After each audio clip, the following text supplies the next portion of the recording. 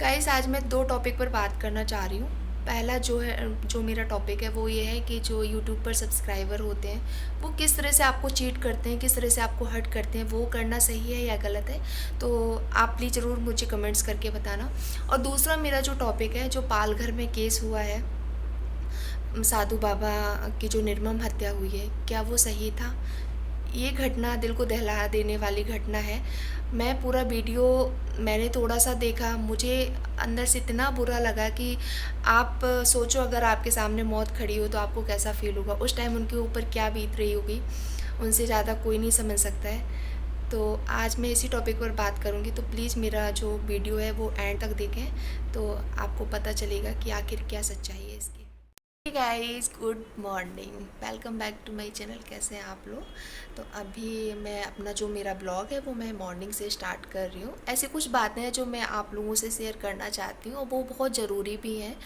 Actually क्या होता है ना कि जब आप सोचते हो कि ये सामने वाला पर्सन भरोसे लायक है तो आप उस पर भरोसा कर लेते हो, बट ज़रूरी नहीं है कि वो सही ही निकले, या गलत भी हो सकता है। लेकिन कैसे पता करेंगे? बहुत मुश्किल है पता करना, क्योंकि चेहरे पे नहीं लिखा होता है कि वो इंसान आपको धोखा दे रहा है या आपका फ्रेंड बनना चाह रहा है।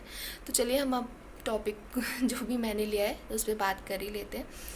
तो अगर हम किसी को सब्सक्राइब करते हैं, जैसे उसने मुझे बोला कि आप मुझे सब्सक्राइब करिए, मैं आपको सब्सक्राइब कर रहा हूँ, तो मैंने उसको सोचा कि हाँ चलो ये फ्रेंड मेरा फ्रेंड बनना चाह रहा है तो मैं इसको बना लेती हूँ।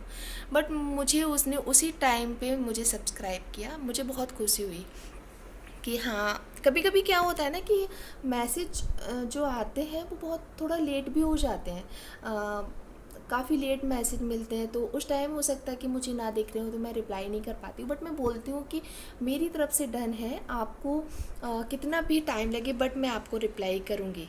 और कभी कुछ मैसेज ऐसे भी होते हैं जो स्पैम हो जाते हैं, वो मुझे नहीं दिखते हैं, तो वो मेरी मिस्टेक नहीं है, वो उनकी मिस्टेक है कि वो मुझे अगर आप चैनल अपना बनाए हो तो आपको पता होता है कि होना चाहिए, अगर नहीं है।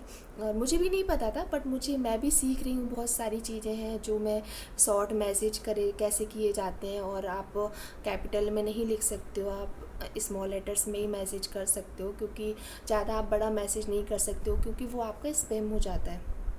बट इट्स ओके, ठीक है। तो वो चीज़ मैंने भी इग्नोर करी। फिर क्या होता है कि आपने मुझे सब्सक्राइब किया, तो मुझे बहुत खुशी कि चलो एक एक सब्सक्राइबर मेरे लिए कितने मायने रखता है, ये आप भी समझते होंगे और मैं भी समझ रही हूँ। क्योंकि अपने चैनल को आगे ले जाने के लिए हम कितनी मेहनत कर रहे हैं। किसी का बहुत अच्छा लक होता है कि उसको इतनी मेहनत नहीं करनी पड़ती और उसका वायरल हो जाता है वीडियो, बट मेरा अभी तक कुछ ऐसे ही नहीं हुआ है। और इतने मेरे सब्सक्राइबर भी नहीं हुए हैं, तो डेली डेली का मैं टाइम पूरा दिन कभी कभी हो जाता है, और उसकी वजह से मुझे प्रॉब्लम भी होने लगती है।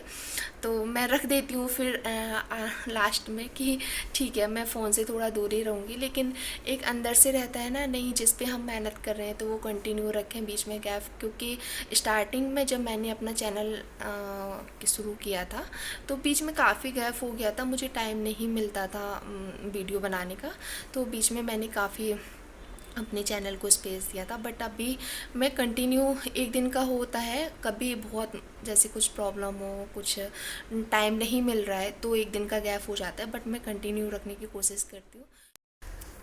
तो नेक्स्ट टॉपिक पर बात करती हूँ। अभी रात से जब से मैंने ये न्यूज़ सुनी है तब से दिमाग ख़राब हो गया है, और मैंने थोड़ा वो वीडियो भी देख लिया, तो तब से ना इतनी ज़्यादा घबराहट से होती है, मैं ये सब चीज़ें नहीं देख पाती हूँ।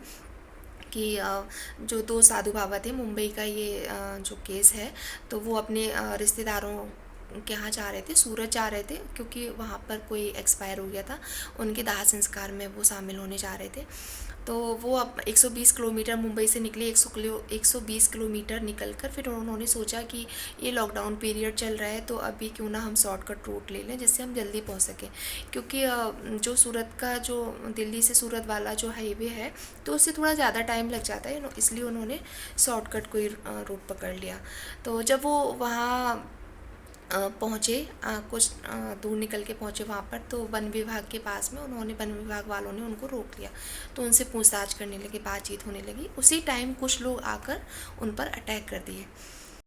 अटैक क्यों किया, अब मैं बताती हूँ आपको। क्योंकि एक्चुअली वो कभी कभी क्या क्या हो जाता है, किसी की गलती होती है, किसी को सज़ा मिलती है, तो जब तक हमें सच्चाई पता ना चल जाए तो हमें किसी पर अटैक नहीं करना चाहिए। तो यही हुआ एक्चुअली। उस गांव में वो जो एरिया था वो आदिवासी एरिया था। तो वहाँ पर कुछ टाइम पहले बच्चा चोरी होने का वो चल रहा था कि बाबा लोग आते थे, बच्चा चोरी करके ले जाते थे। तो उनको लगा कि ये वही लोग हैं जो बच्चा चोरी करके ले जाते हैं, बट ऐसा नहीं था। उन्होंने बिना सुने उनको और बिना सोचे समझे उन पर मारपीट शुरू कर दी, उन पर डंडे बरसाने शुरू कर दिए। काफ़ी उन बहुत हमला किया उनके उनके ऊपर। उसके बाद में किसी भी तरह से पुलिस आई। तो जो साधु बाबा थे उनको लगा कि चलो अभी हमें थोड़ी हेल्प मिल जाएगी, हम इन सब लोगों से बच सकेंगे, बट ऐसा नहीं हुआ। और कभी क्या होता है, कुछ चीज़ें हम जो देखते हैं वो सही नहीं होती हैं। कि मुझे लगा कि क्यों इन पुलिस वालों ने इनकी हेल्प नहीं की। उसके पहले पुलिस वालों के साथ में भी वहाँ पर काफ़ी केसेस ऐसे हुए थे, उन पर भी मारपीट ऐसे कुछ हुआ था। उसके पहले एक डॉक्टर पर हुआ था कि जैसे कुछ लोग होते हैं ना, हाँ, सब मतलब अनपढ़ टाइप के, जिनको समझाओ आप फिर भी समझ में नहीं आता है, तो वही है।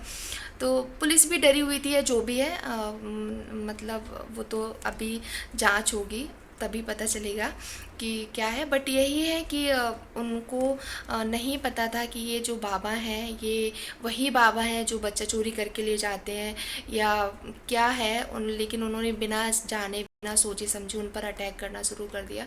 तो गाइज़ मैं यही मैसेज दूंगी कि आपको जब तक गलती का पता नहीं चल जाता है तो आप ऐसे किसी को मत पनिशमेंट करिए, उसको पनिशमेंट नहीं दीजिए। जब तक पहले उससे बात कर लो, उससे पता कर लो कि क्या बात है, गलती किसकी है, उसके बाद ही आप उसको सज़ा दे सकते हो। तो उसमें जो साधु बाबा थे, दो साधु बाबा थे, एक उनके साथ में ड्राइवर था। तो जो उनकी एज थी साधु बाबा की, एक 35 ईयर्स ओल्ड थे और एक 70 ईयर्स ओल्ड थे। तो उन्होंने इतनी उनसे मतलब बोला होगा कि मुझे मतलब छोड़ दो, ऐसा नहीं है, जो भी है उनके बीच में। और लेकिन फिर भी उन्होंने नहीं उनको सुना। इतना बाद लास्ट में साधु बाबा ने अपने हाथ ही खड़े कर दिए कि अभी कोई, जब वो सुनने को तैयार ही नहीं है, वो समझ ही नहीं रहे हैं, तो क्या फ़ायदा इनके सामने गिड़गिड़ाने से। और लास्ट में आप मतलब इतने हद तक गिर जाओगे। और कहते नहीं है कि इंसानियत तो अब ख़त्म ही हो गई है, इंसान के हैं या हैवान हैं कि आप किसी की जान ही ले लो, किसी और की गलती किसी और को सज़ा मिले, ये बहुत गलत बात है। तो गैस बिना सोचे समझे डिसीजन मत लिया करो, मेरा तो यही मानना है। और ये जो ज़िंदगी है बहुत बड़ी मुश्किल से मिलती है, किसी की बहुत बड़ी किसी की ज़िंदगी नहीं है, बहुत छोटी है, कब किसको चले जाना है कुछ पता नहीं है। और कोई भी टिकट बुक करके नहीं आया है कि मुझे परमानेंट यही रहना है, सबको ही जाना है, बट ये लोग भूल जाते हैं। और तो ये हमेशा याद रखो, सबकी ज़िंदगी अपने लिए बहुत स्पेशल है, सभी अच्छी तरह से जीना चाहते हैं। तो मैं बस यही रात से मेरे दिमाग में चल रहा था, मुझे लगा कि ये मैसेज आप लोगों से शेयर करना चाहिए कि क्या रियलिटी है। और पता तो चल ही जाएगा क्योंकि जब जांच होगी तो सब कुछ सामने आएगा। तो बस गाइस मैं ब्लॉग को एंड करती हूँ। Bye bye, take care.